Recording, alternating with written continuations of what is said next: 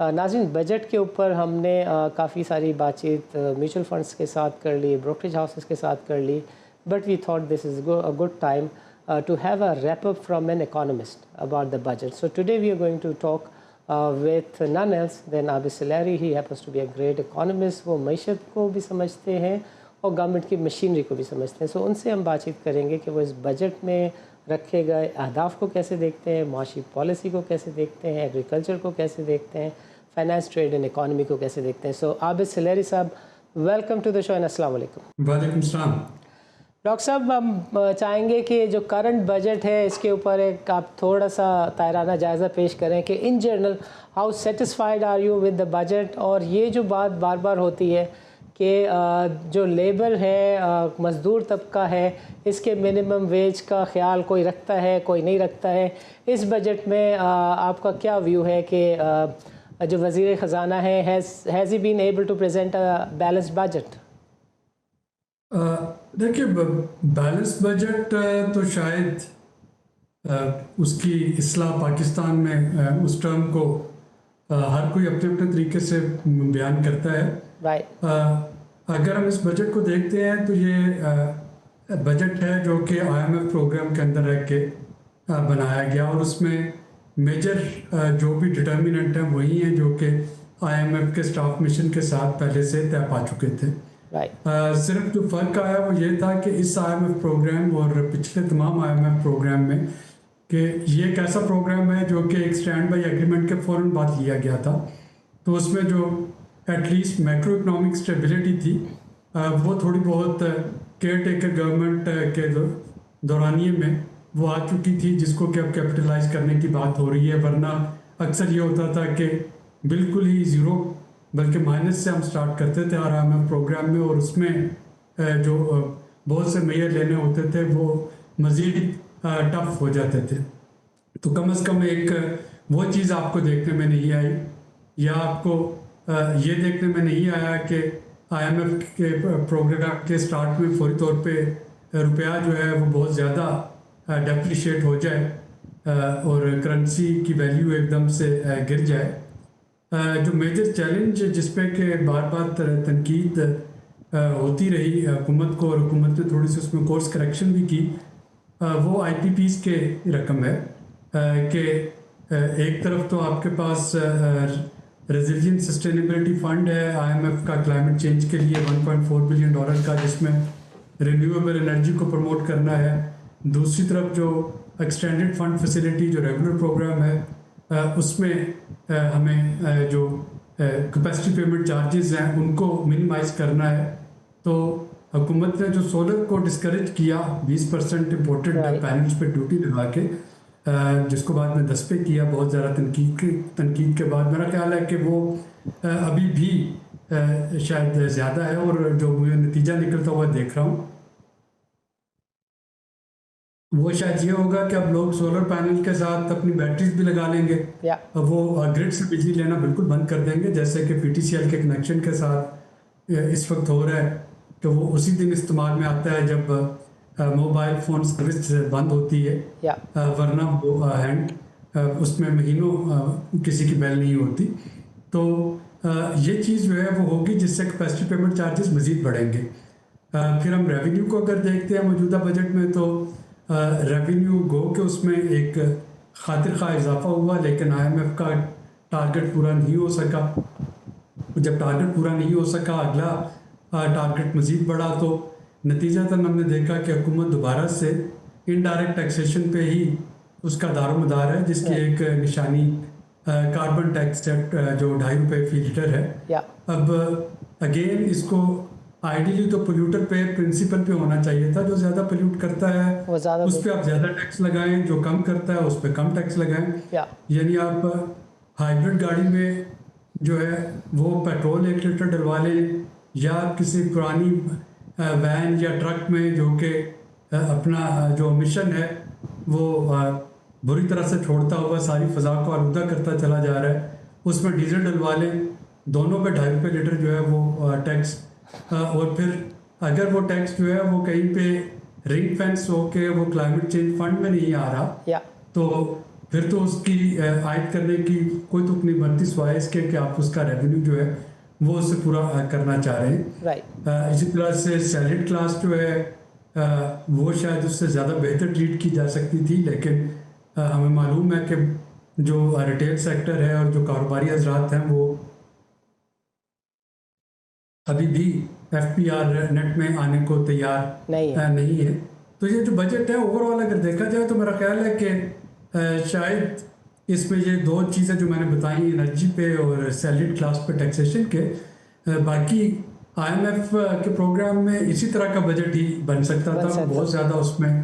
Miracle کی ہمیں توقع نہیں رکھنا چاہیے تھی.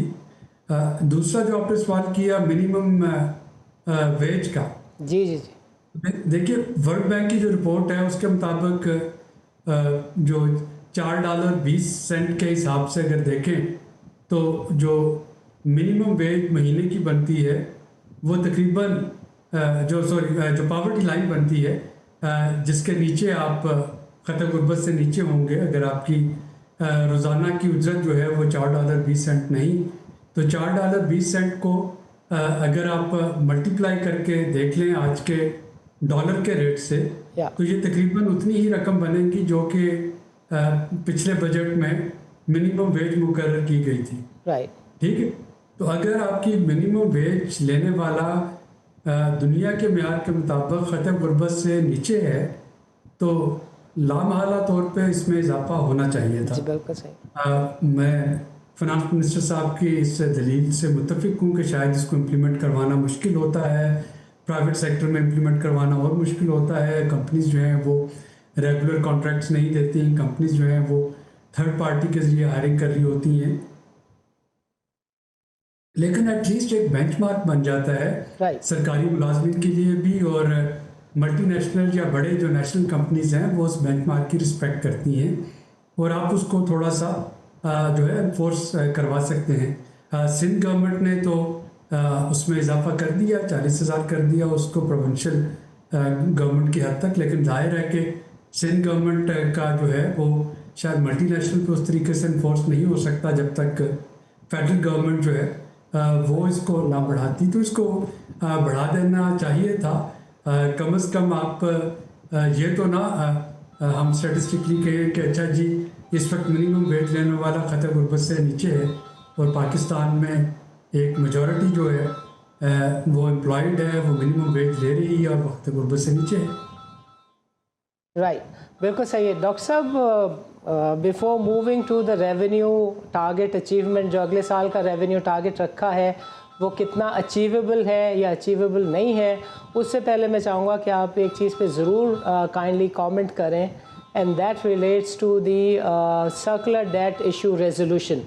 اب گیس سیکٹر کے لیے بھی یہ بات گورنمنٹ کر رہی ہے کہ وہ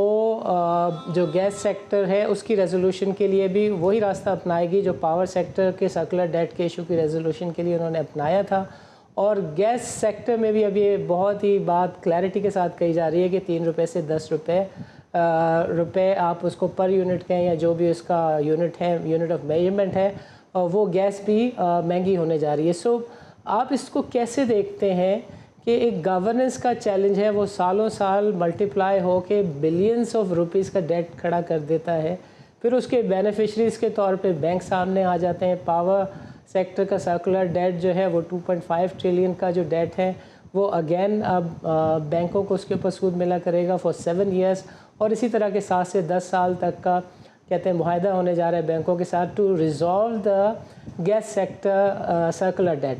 So you agree with this type of moving forward strategy کہ جس میں صارفین کے اوپر جو ہے وہ بوجھ جو ہے وہ پڑتا چلا جائے؟ ثانی میں بڑی خوشی سے یہ بوجھ برداشت کرنے کے لیے تیار ہوں، بشرط یہ کہ حکومت اس پہ پوری پولیٹیکل ول کے ساتھ عمل کرے اور یہ ایک دفعہ اس مصیبت سے ہماری جان چھوٹے. ادروائز ہمارے بچے اور شاید ان کے بچے جو ہیں، جیسے ہم پچھلے کوئی ہمارے والدین کے جو ہیں وہ یہ سارے چارجز اور سپر سر چارجز اور ایکسٹرا سر چارجز دیتے چلے آ رہے ہیں، اب ہم نے دینے شروع کیے ہیں اور کل کو ہمارے بچے بھی اس کو بھگت رہے ہوں گے اور یہ بڑھتا چلا جائے گا. اس کو کہیں نہ کہیں پہ بریک لگنی ہے. اور شاید وہ بریک جو ہے وہ میرے اور آپ کی اور باقی جو صارفین ہیں ان کی جیب پہ بوجھ لگ کے بنے، لیکن میں اس کو اس طرح سے دیکھتا ہوں کہ اگر اس کو نہیں اتارا جائے گا تو یہ تو سود مرکب ہے، اور یہ کمپاؤنڈ انٹرسٹ ہے جو کہ ملٹیپلائی ہوتا رہے گا، چلتا رہے گا، اور یہ وہ مہاجن کے سود کی طرح جو بنیے ہوتے کہ کبھی بھی ختم نہیں ہوگا، بلکہ ہماری اپنی مال و متاع جو ہے وہ ساری اس میں لگ جائے گی۔ تو بس ایک دفعہ یہ پلان بنا لیں اور اس کو اگر یہ عمل کریں، پھر اس میں ایکسیپشن کوئی نہیں ہونی چاہیے، 2 سال 3 سال جو بھی ہے اس کو کریں اور اس سے جان چھڑائیں، کم از کم ہمارے بچوں کی جان تو اس سے چھوٹ جائے گی۔ بالکل ٹھیک ہے، بالکل ٹھیک ہے۔ ناظرین don't go nowhere, this is time for a short break, let's meet after short break.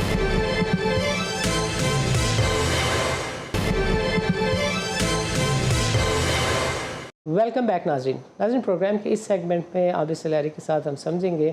کہ وہ جو on the ground execution of the economic policies ہے، یہ فرمائیے ڈاکٹر صاحب کہ جو اگلے سال کا ریونیو کا ہدف رکھا گیا ہے وہ آپ کے خیال میں کتنا ریئلسٹک ہے؟ کیا گورنمنٹ یہ ہدف حاصل کر لے گی؟ دیکھیں، اگر پچھلے سال جو کہ بہت ٹف سال رہا ہے اس میں کچھ 26% گورنمنٹ نے اپنا ریونیو بڑھا لیا، تو میرا خیال ہے کہ نامینل اگر ہم اس کی کمپیریزن کریں تو شاید بہت مشکل بھی نہیں ہے، چونکہ ہمیں معلوم ہے کہ اب امپورٹ پہ بھی بہت سی پابندیاں جو ہیں وہ ختم ہونے والی ہیں، اور گورنمنٹ کا میجر ریونیو سورس جو ہے وہ امپورٹ پہ کے وقت پہ لگنے والی جو ڈیوٹیز ہوتی تھی وہ تھا۔ اب تھوڑی سی آپ کی اکانومی میں بھی ہلچل جو ہے وہ ہونا شروع ہوئی ہے۔ اگر کوئی IMF کے ساتھ، تو میں اس پہ کوئی قطعی بات اس لیے نہیں کر سکتا کہ مجھے نہیں معلوم، اسپیکولیشن میں نہیں کرنا چاہتا، لیکن جیسا کہ عام طور پہ IMF پروگرام میں ہوتا ہے، اگر روپیہ جو ہے وہ بھی اپنی قدر تھوڑی سی ڈالر کے مقابلے میں آنے والے جو چند مہینے ہیں اس میں کھوتا ہے، تو اس کا مطلب یہ ہوگا کہ وہاں سے وہ جو ڈیپریسیشن ہے اس پہ بھی آپ کی جو نامینل ٹرمز میں جو ہے وہ ریونیو بڑھ رہا ہوگا۔ اگر ان ساری چیزوں کے نتیجے میں انفلیشن میں تھوڑا سا اضافہ ہوتا ہے تو وہاں سے بھی ریونیو میں اضافہ ہو رہا ہوگا، تو کوئی بہت زیادہ مشکل نہیں لگتا۔ اس میں صرف اصل ایشو، اس وقت ایشو جو ہے وہ ٹیکس کلیکشن کا نہیں، اس وقت کوالٹی آف ٹیکسیشن کا ہے، کہ اگر ٹیکس جو ہے وہ صرف انہی لوگوں نے دینا ہے جو کہ فارمل ڈاکومنٹڈ اکانومی کا حصہ ہے اور سیلریڈ کلاس ہے، اگر ٹیکس جو ہے وہ انڈائریکٹ ٹیکسیشن سے ہی آنا ہے اور وہ کنزمپشن ٹیکس ہی ہے جو کہ ایک ریگریسو ماڈل ہوتا ہے، تو ریونیو تو پورا ہو جائے گا، لیکن وہ جو ایک ٹیکس کی اسپرٹ ہے، دیکھیں ٹیکس کی اسپرٹ کیا ہوتی ہے؟ ٹیکس کی اسپرٹ ہوتی ہے کہ یہ حکومت کے پاس ایک ٹول ہوتا ہے کہ امیروں سے ان کی آمدنی کے حساب سے پیسے وصول کرے، اپنے جو ہے اس کو اپنی آمدنی بنائے اور پھر وہ اس طبقے پہ خرچے اس کی فلاح و بہبود کے لیے جس کی آمدنی کم ہے، ان کے بچوں کو اسکول میں پڑھانے کے لیے، ان کی صحت کی سہولتوں کے لیے، ان کی سیکیورٹی کی سہولتوں کے لیے، سڑکوں کے لیے، پانی کے لیے، باقی چیزوں کے لیے، تو یہ ایک قسم کا اکنامک جسٹس کا ٹول ہوتا ہے۔ اب اگر اس سے اکنامک جسٹس نہیں آ رہا اور ایکویٹی نہیں آ رہی ہے تو ریونیو تو پورا ہو جائے گا، لیکن کوالٹی آف ٹیکسیشن پہ بہرحال بحث چلتی رہے گی۔ ڈاکٹر صاحب آپ بہت اچھے طریقے سے کور کرتے ہیں کلائمیٹ چینجنگ کلائمیٹ کے چیلنجز کو۔ پاکستان اس وقت خاص طرح کے چیلنجز سے درپیش ہے when it comes to the water conservation, when it comes to the change in the climate۔ ابھی ہم نے اسلام آباد اور KP اور گلگت میں دیکھ لیا کہ کیا کچھ ہوا ہے۔ سو یہ جو پالیسی ہے گورنمنٹ کی to respect the climate related commitments, اس کی انفورسمنٹ کی طرف آپ کو کتنی ڈائریکشن نظر آتی ہے؟ اور یہ جو واٹر کنزرویشن ہے اس سائڈ پہ بھی گوئنگ فارورڈ آپ کو لگتا ہے کہ چیزیں گورنمنٹ کے پاس فزیکل اسپیس ہوگا کہ وہ کچھ کر سکے گی؟ اس پہ اگلے 18 مہینوں میں کافی سارا کام ہوگا، کیونکہ IMF سے پیسے اسی چیز کے لیے جا رہے ہیں، تو جو $1.4 بلین مل رہے ہیں ریزیلینس سسٹینیبلٹی فنڈ کے، وہ ملی disaster management, climate change, resilience, adaptation, mitigation اور واٹر کی اسپیشلی مونیٹائزیشن اور واٹر کنزرویشن کے لیے ہیں. جو پہلی قسط ہے اس کی وہ ستمبر میں جو آئی ایم ایف کا ریویو ہوگا ہمارے ایکسٹینڈڈ فنڈ فیسلٹی پروگرام کا، بڑے پروگرام کا، اس سے مشروط ہے. تو اگر وہ اس میں انشاءاللہ پاکستان گو تھرو ہو جائے گا، تو اگر وہ ہوتا ہے تو اس کے بعد کہیں جا کے اکتوبر نومبر میں یہ کلائمیٹ چینج والے لون کی پہلی قسط جو ہے وہ ریلیز کی جائے گی. تو جب آئی ایم ایف کے ساتھ کمٹمنٹ پاکستان نے کر لی حکومت نے ان ساری چیزوں پہ، تو پھر تو کوارٹرلی رپورٹنگ بھی کرنا ہوگی. جب کوارٹرلی رپورٹنگ کرنا ہوگی تو ان پہ کام بھی کرنا ہوگا، اور جب کام کرنا ہوگا تو جو بہت سی اس وقت ہم لیک آف انفورسمنٹ دیکھ رہے تھے، شاید اس میں کافی ساری بہتری آئے گی. میں اکثر کہتا ہوں کہ پاکستان کو انجسٹیفائڈ فاٹف میں پھنسایا گیا تھا، لیکن گرے لسٹ میں جانے سے ہم نے اپنی انڈاکومنٹڈ اکانومی کو کافی سارا ڈاکومنٹڈ کر لیا، اور اس کی عادت ہو گئی. اسی طریقے سے یہ جو کلائمیٹ چینج کا لون ہے، گو کہ یہ قرضہ ہے، لیکن اور ہو سکتا ہے کہ اس قرضے سے کوئی خاطر خواہ امپیکٹ جو ہے وہ نہ نکلے، لیکن کم از کم ایک چیز ہو جائے گی کہ وہ جو لپ سروس تھی کلائمیٹ چینج کی، وہ لپ سروس سے تھوڑی سی آگے جا کے کم از کم اب حکومت کو چیک باکس کو ٹک کرنا ہوگا کہ یہ بھی ہو گیا، یہ بھی ہو گیا. وہ اپنی رپورٹیں جو ہیں وہ بھی جمع کروانا ہوں گی. تو ہو سکتا ہے کہ یہ آٹومیٹکلی پرائرٹی جو ہے ایریا بن جائے جب تک یہ آپ کا ریزیلینس سسٹینیبلٹی فنڈ ختم ہوتا ہے. زبردست. ڈاکٹر صاحب یہ فرمائیں کہ یہ جو ایگریکلچر سیکٹر ہے، اس کے اوپر آپ کو گورنمنٹ کی کارکردگی، ویژن، مشن کیسے نظر آتا ہے؟ یہ تو صوبائی سبجیکٹ ہے. ظاہر ہے کہ وفاقی حکومت اس میں کوئی بہت زیادہ مداخلت نہیں کر سکتی. ہر صوبے کی اپنی ایگریکلچر پالیسی اور ہر صوبے کے اپنے اپنے انیشیٹو اور انسینٹیو ہیں. دو چیزیں جس پہ کہ اس وقت وفاقی اور صوبائی حکومتوں کو بڑا ڈیڈیکیٹڈلی فوکس کرنا چاہیے ایگریکلچر کے سلسلے میں. پہلی چیز جو ہے وہ تو کلائمیٹ چینج ریلیٹڈ ہے. ہمیں اسپیشلی جو ہمارے پبلک سیکٹر ریسرچ آرگنائزیشن ہے اور جو پرائیویٹس کمرشل کارپوریشنز ہیں ایگریکلچر انپٹس کی، ان کو دیکھنا ہوگا کہ ہم کیسے انوویشن لے کے آ سکیں اپنے سیڈز میں، جو کہ بدلتے ہوئے موسموں کا مقابلہ کر سکیں. آپ کو اس وقت ہیٹ ریزسٹنٹ ورائٹیز چاہیے، آپ کو ایسی ورائٹیز چاہیے جن کو پانی کم لگے. آپ کو موسموں کے حساب سے ان کی سوئنگ اور ہارویسٹنگ جو ہے وہ بھی اب چینج کرنی ہے. ہم دیکھ رہے ہیں پچھلے کئی سالوں سے گندم کی فصل جب پک کے عین کٹائی کے لیے تیار ہوتی ہے تو اس وقت آپ کے آندھیاں اور جھکڑ اور بارشیں شروع ہو جاتی ہیں. ایک اسپین آتا ہے جس سے کہ کھڑی فصل جو ہے یا جو کٹی ہوئی فصل ہے وہ تباہ ہوتی ہے. تو ظاہر ہے کہ آپ کو اس کو ایسے سیزن کو سیٹ کرنا ہے کہ وہ ایک ہفتہ پہلے اس کی کٹائی ہو سکے، 2 ہفتے پہلے کٹائی ہو سکے. اس کے لیے آپ کے سیڈ جو ہیں وہ ایسے ہونے چاہیے جن کو ٹمپریچر اور موئسچر اور ہیومیڈیٹی اس کے مطابق ایڈجسٹ ہو رہی ہو. جو ہم بات کرتے تھے ایگریکلچر میکنائزیشن کی، ٹریکٹر اور مشینوں کی، اب اس سے بڑھ کے بات ایگریکلچر ڈیجیٹلائزیشن پہ چلی گئی ہے. اب تو ڈرون کا دور ہے اور ڈرون کے ذریعے آپ نے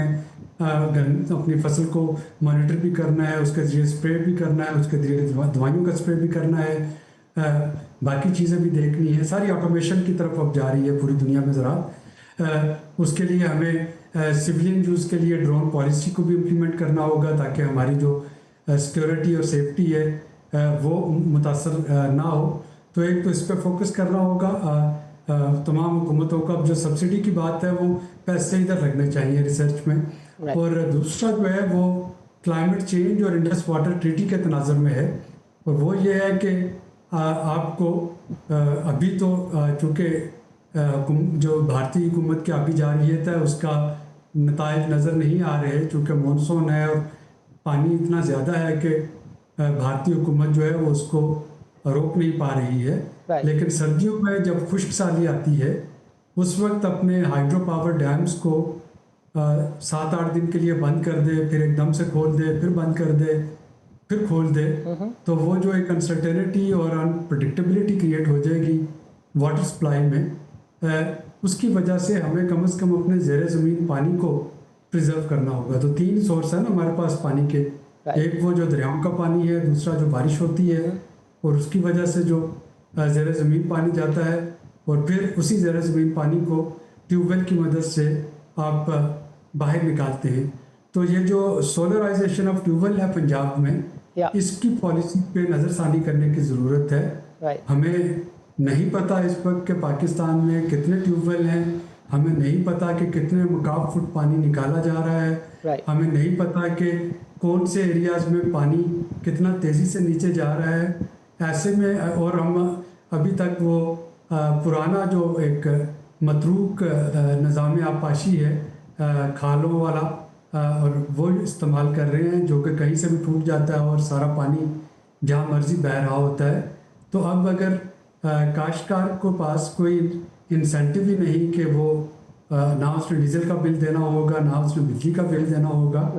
تو جب تک اس کو آپ ایفیشینٹ نہیں بنائیں گے اریگیشن کو, تب تک ہم خدا نخواستہ اس فیز میں جا سکتے ہیں یہاں پہ کہ زیر زمین پانی پنجاب کی زرخیز زمینوں میں ملے ہی نہ یا بہت زیادہ نیچے چلے جائے. تو تھوڑا سا ہمیں واٹر ایمرجنسی جو ہے وہ نافذ کرتے ہوئے اس وقت پورے ملک کی واٹر زوننگ کرنا ہوگی, اس کو اسیس کریں اور پھر اس کے مطابق ہمیں ایک کمپریہنسو واٹر اسٹریٹجی بنانا ہوگی. زبردست. ناظرین don't go nowhere, this is time for a short break. Let's meet after a short break.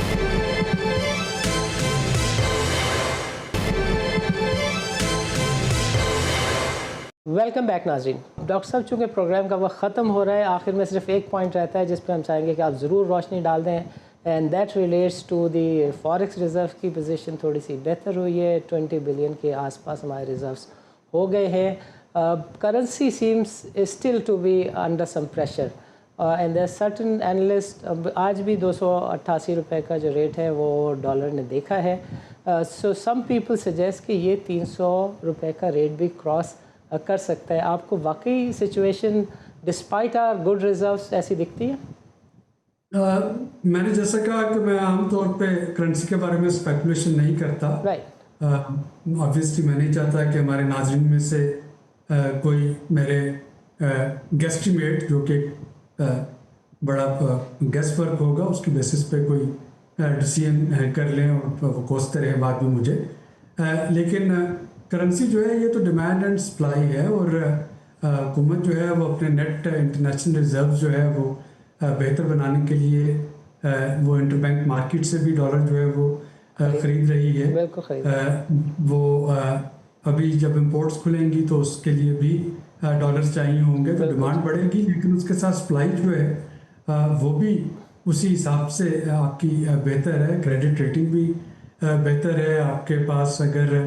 یہ سپٹمبر والے ریویو کے بعد ایک ای ایف ایف کی ٹرانچ آ جاتی ہے, ایک آر ایس ایف کی ٹرانچ آ جاتی ہے, تو پاکستان کافی کمفرٹیبل پوزیشن میں ہوگا کہ بڑھتی ہوئی ڈیمانڈ کو وہ میٹ کر سکے. سو میرا خیال ہے کہ یہ ریٹ باؤنڈ ہی رہے گا. جو تھوڑا سا سلسلہ چل رہا ہے وہ جو ایک فیز ہم نے دیکھا تھا 2-2.5 سال پہلے